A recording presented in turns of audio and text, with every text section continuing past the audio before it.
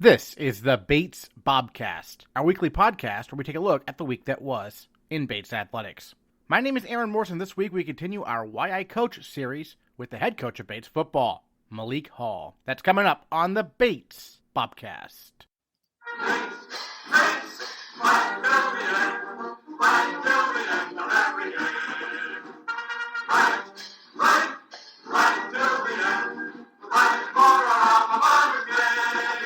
Malik Hall is the 20th head coach in the history of the Bates College football program. He graduated from the University of Massachusetts in 2003 and has coached throughout the Northeast, most recently at the University of Pennsylvania, before arriving at Bates in 2018. We sat down with Coach Hall for a chat about how he got started coaching and who has influenced him along the way. Well, Coach, you grew up in Detroit, and then you played your college ball at UMass. And at what point in time, throughout your, time playing football, did you start to think, hey, when I graduate college, I want to coach football? Man, because of my experience with football and I finished my career at UMass, but it was by way of a lot of different institutions. So just understanding, big time football came with a lot of politics and a lot of timing. And understanding that, coaching a game, and it just seemed such a big task because it just was not about coaching the players anymore. And so I was able to kind of get a peek of that during my experience as a player. Is coaches were juggling more than just our personalities and our issues, right? There's a staff of men of 15 staffing, not to mention the auxiliary staff behind a Division I program. It just seemed like, and I remember when my coaches first identified me as a guy that they would like to take the graduate assistant spot. I thought to myself, I said, guys, I've been in the facility since, 7 a.m. this morning. It is 8 o'clock. You guys aren't even going home yet. I'm just getting out of this parking lot, and y'all probably gonna go and have another staff meeting. And it's 8 o'clock. Why would I do that to myself and whatever family I want to have? And so at the time, shout out to Sean Spencer and Frank Fercucci. Sean Spencer is the D-line coach at the Giants, and Frank Fercucci is the head coach at Becker College. Both of those guys laughed and was like, well, we'll see after a year. And fast forward, I'm teaching elementary because I just want to coach elementary. I want to teach elementary. I want to coach Little League football at Best High School. It's pure. It was about the player and whatever you could give the player, nothing more. And that's what my goal was. Fast forward, I get a call from Coach Fercucci, Frank Fercucci, and he asked if I wanted to coach the D-line at Central Connecticut. And at the time, I just started my graduate program at Eastern Michigan. And I considered going to their football office and ask if I could GA. And I didn't know anyone at Eastern Michigan, though I'm from Detroit. It was 40 minutes from my door. I said, why would I go work for football guys that I don't know opposed to football guys I do know? And next thing you know, I'm coaching at Central Connecticut.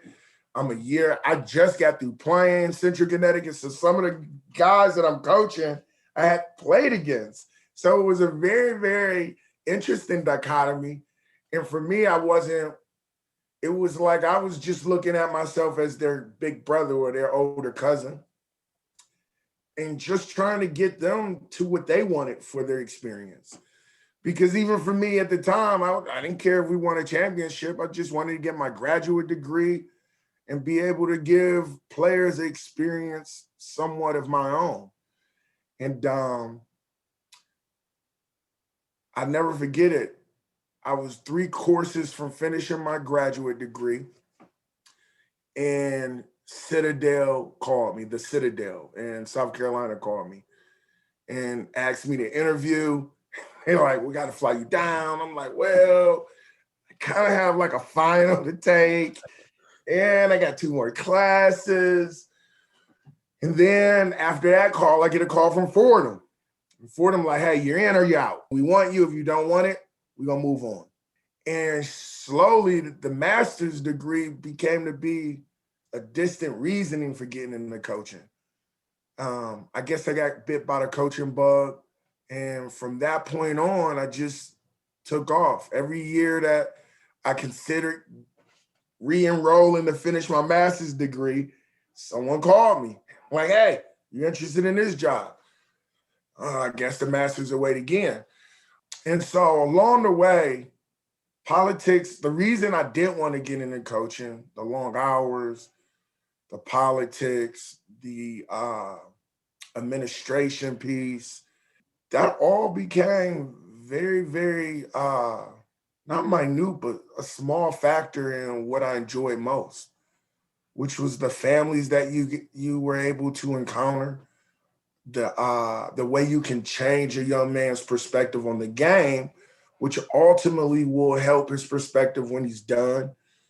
And every year from that point on at Central Connecticut, I've been able to say that those players I've coached are no longer players, they're friends, which is another weird dichotomy of you being the authority figure and having to make decisions for their interests and get them to understand your decisions, and know that it's for them to, when they call me and some of them still say, Coach, what's up? And some of them like, hey, Malik, what's up? Now, both is like, wait a minute. The one guy who calls me coach, I got to remind him, hey, bro, I'm not your coach no more. You can call me Malik. And the one guy who's calling me Malik, hey, bro, I'm still your coach. Give me a break here. So for even me being in that space almost 20 years later, the fears and the things that I was apprehensive about with coaching, they're so low volume and noise now, because the players, the families that I make connections with, you're a part of their lives forever. That's a space in his memory or the family's memory that you're connected to. And that became empowering. It became a responsibility that I started to not take lightly. And it became less about Saturday and more about every day. And that, when I figured that part of it out, I started putting things on paper from my mind to paper to give to player. So it would go to my mind, to a paper, and to the player, whether he hung it up in his room, whether he balled it up and played trash basketball with it. I felt if the only thing that I could give our players while I was coaching was a technique, I felt like I missed it and they missed it. And so I look back at it and I think about every player that I felt like I lost, 7 of them. And interesting enough, I just tried to reach out and find one of them. The very first one I lost, I would say, to just me not being able to reach him, whether it be because, his social ineptness to being on a predominantly white institution, or whether it be he was in over his head athletically and he had to overachieve to get on the field. I don't want to shout his name out, but I just started. He came to my mind probably 4 weeks ago after a Central Connecticut kid, one of the first kids I coached, who I lost, but unintentionally. I didn't know that was my role at the time. He reached out to me and was like, Coach, what's going on? I'm like, oh my goodness, this dude Clay, how you been? What you been doing? It's like a family reunion. And he made me think of the other kid. And I've been reaching out just with all of the social media stuff. You figure I'm gonna find him. Yeah. I've yet to find him. I found the name, but no pictures, and I don't know if that's him. Because those seven players that I'm thinking about, he was the one that I think pressed me to a space where I felt like I failed. There was some things that I could have said to him or I could have shown him, to help protect them from falling out or protect them from getting kicked out. And ever since then, it's been important to me, almost more, not almost, it's definitely been more important than winning for me, but it's almost just as important as me getting them to graduate or the school graduating them. Because my graduation for them is to get them to the stage. Yeah. If I can get them to the stage, whether you were all conference or all American or play 10 snaps your whole career, like you were able to stay through a whole lot of ups and downs to find yourself walking. And so my why has changed over the years in some different ways, but at the core, I think it's highlighted the core of who I am, which is a teacher, and using football as the subject matter. You mentioned some coaches who helped you get started in the industry, if you will, I guess. Right. In terms of coaches along the way, who are some really stand out, who have been good mentors for you to learn how to do this? Man, I will say, and I've always been vocal with this one, is Frank Fracucci from a defensive standpoint. He's such a historian of the game and meticulous about detail. And so my first 2 years in my grad assistantship or apprenticeship, if you will, that's really what that stuff is, right? I remember that was harder than playing. And playing, it took on a different hard for me. You expect it to be this difficult, if not harder, especially if you had NFL aspirations. And so whatever was thrown in front of you as a player, you accepted it, the level of difficulties. Because if you didn't, you weren't going to get to where you wanted to be. I didn't know what I was signing up for at the time. I had no idea. I'm like, they going to pay for my graduate degree? No brainer.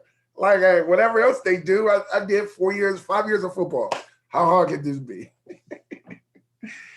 Man, I learned more about myself in terms of discipline. I learned so much in terms of detail and the art and science, if you will, of coaching. Coach Fracucci, Frank Fracucci, gave me all of that. Coach Ed Argas, who's on our staff today, when it was just so difficult because of the demand, the hours, the expectation of doing great work, regardless you being on your 13th hour in the office. That's not acceptable to say I was tired, so I misspelled everything on the document. Or in understanding that whatever I gave the players, that was a reflection of what was expected for them in terms of output. And so Coach Argas, I remember being like, man, I don't know that I can do this for real. This is a lot. Coach Argas told me in the words that I didn't know I even needed. He said, yeah, you'll be fine. You're trying to learn the science part. The art part you have because you've been painting football since Little League. So you understand the art. You understand the culture. What you didn't even know how much work your coaches were putting in because all you could think about as a player is the sweat equity you were pouring out. Coaches are putting that same work in, but it's so much more scientific and less athletic, less skill set, less about what intellect you have. It's all about what you can find. And when he broke that down to me, I started to realize, if I'm really going to do this, I can't be the coach that has the art down. Because someone's going to ask you how you painted that. And if you're like, hey, dude, I just let the art flow, I will be jobless because I can't show my work. And so it became, and I sucked in middle school math, it became nostalgic because I now had to rectify some things I wouldn't rectify in middle school in my learning habits and my study habits. And Coach Frank Fracucci instilled that in me. And then Ed Argas just made me understand that what I'm learning, because I didn't know what I was learning. And then I get to Coach Dave Cohen, who is now Coach Dave Cohen and Coach Mike Elko. Coach Mike Elko is now at the defensive coordinator at Texas A&M, and Coach Dave Cohen is the defensive coordinator, D-line coach, co-defensive coordinator at Wake Forest. Coach Elko approached the game through a science way that I've never seen. I don't know if Coach Elko is ever kind of goes to Vegas or Atlantic City, but if he did, I'm gonna go on the limb and say he probably hits pretty big. Because he much like Frank was showing me the science, but Frank never left out the emotion of it all. And so when I got over to Hofstra with Mike Elko, he would make sure he didn't let emotions dictate a call. And it was almost, hey, there's 17% on third down. We've already taken 2% away. So let's call them 10% today. Like, I mean, numbers, very Raymond-ish in terms of process. And I don't say that with any ill will. I mean, that was a great movie. I'm pretty sure that was a classic. Yeah. And then Dave Cohen, who showed me think outside the box of techniques that you can teach.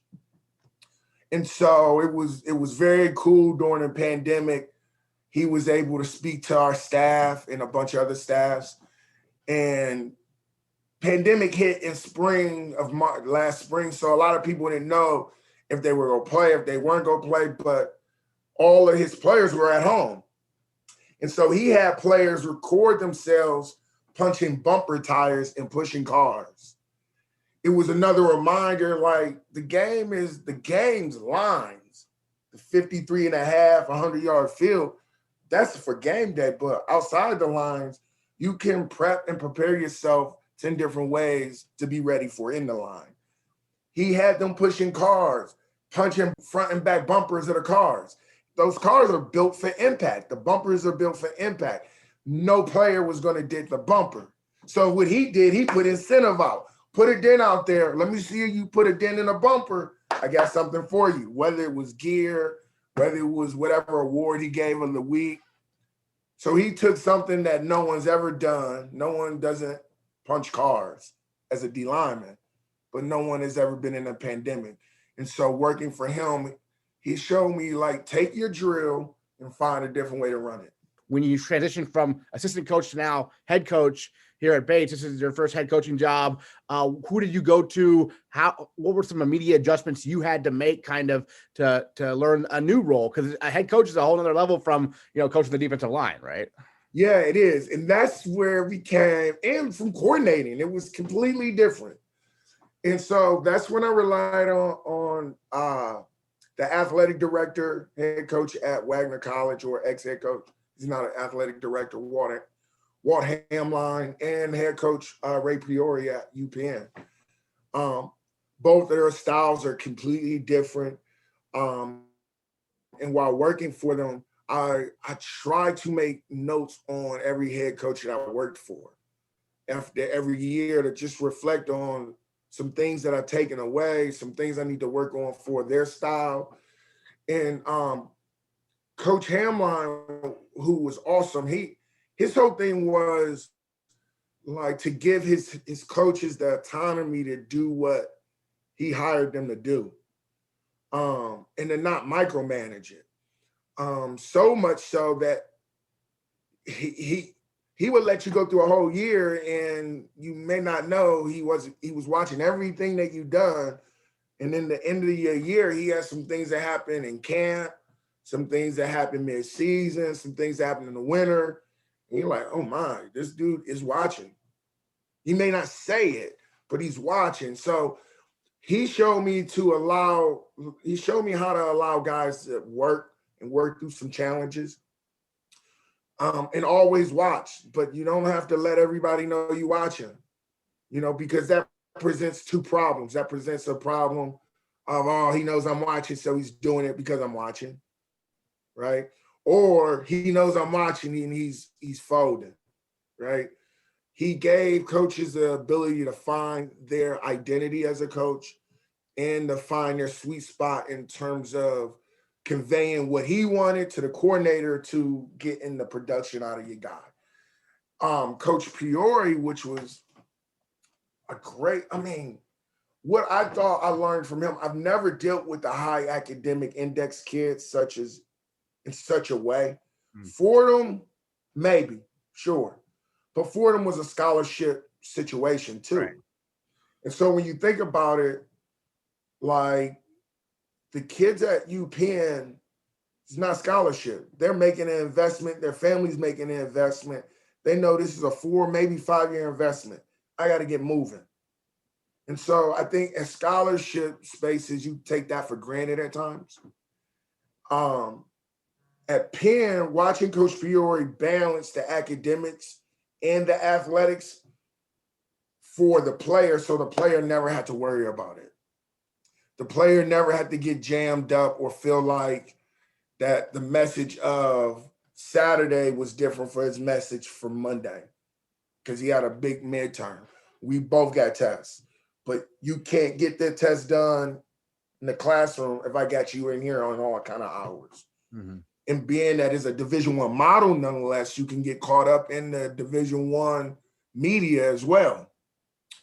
And so just seeing how he was able to organize the academics, the athletics, and also maintain a sense of poise for our coaching staff, for the players, and supplementing some things that they just didn't have time to think about, like peanut butter and jelly. Peanut butter and jelly is an American classic.